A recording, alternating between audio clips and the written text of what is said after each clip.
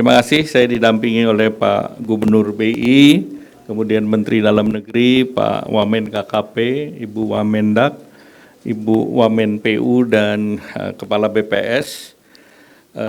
Dapat kami sampaikan, pagi ini kami melaksanakan high level meeting dari tim pengendalian inflasi pusat tahun 2025 dengan seluruh kementerian dan lembaga tim pengendali pusat inflasi. Saat ini dinamika global masih menjadi faktor yang akan turut mempengaruhi perkembangan ekonomi ke depan. Sejumlah risiko tentu masih akan kita hadapi seperti volatilitas harga komoditas, kemudian tingkat suku bunga yang relatif tinggi, dan tentunya kebijakan perdagangan dari pemerintahan Amerika yang sering kita sebut sebagai Trump 2.0, serta kerentanan ketahanan pangan dan energi akibat perubahan iklim. Nah, ini yang perlu kita perhatikan, terutama ini proyeksi ekonomi global tahun 2025 itu diperkirakan sekitar 3,2%, di bawah rata-rata historis. Namun ada juga yang cukup membanggakan kalau dari segi PPP, Purchasing Power Parity, ekonomi Indonesia sudah masuk di angka 8, nomor 8. Itu lebih tinggi dari Italia, Perancis. Ini suatu capaian yang baik.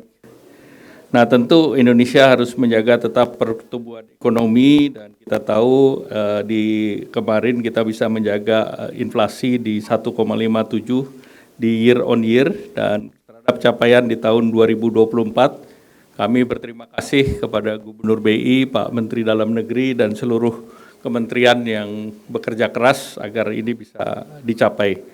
Dan khusus untuk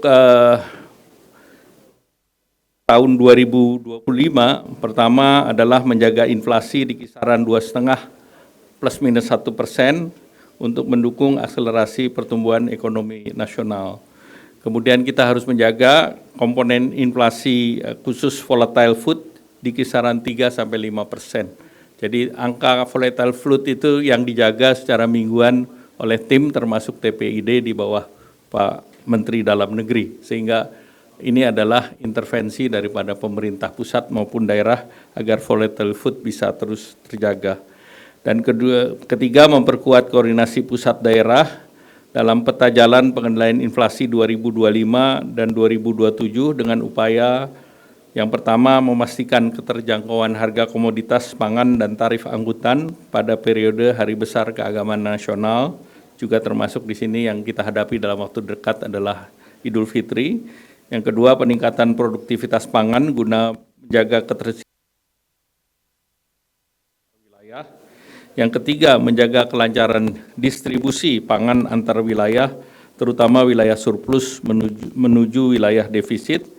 Yang keempat, memperkuat ketersediaan dan keandalan data pangan, serta memperkuat sinergi komunikasi untuk mengelola ekspektasi inflasi masyarakat. Dan rapat koordinasi pengendalian inflasi juga akan diadakan di tahun 2025 ini dengan tema produktivitas untuk ketahanan pangan dan stabilitas harga, dan waktunya direncanakan di akhir bulan Agustus dan akan dipimpin langsung oleh Bapak Presiden.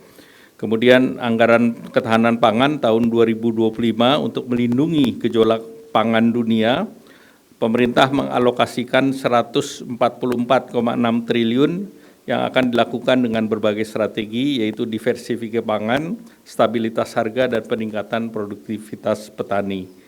Kemudian dukungan APBN untuk ketahanan pangan juga diberikan melalui TKD dana alokasi khusus, seperti pembangunan jaringan irigasi, pembangunan jalan pertanian maupun non-fisik seperti pengarangan pangan lestari, kemudian pelayanan penyuluh pertanian dan Puskeswan.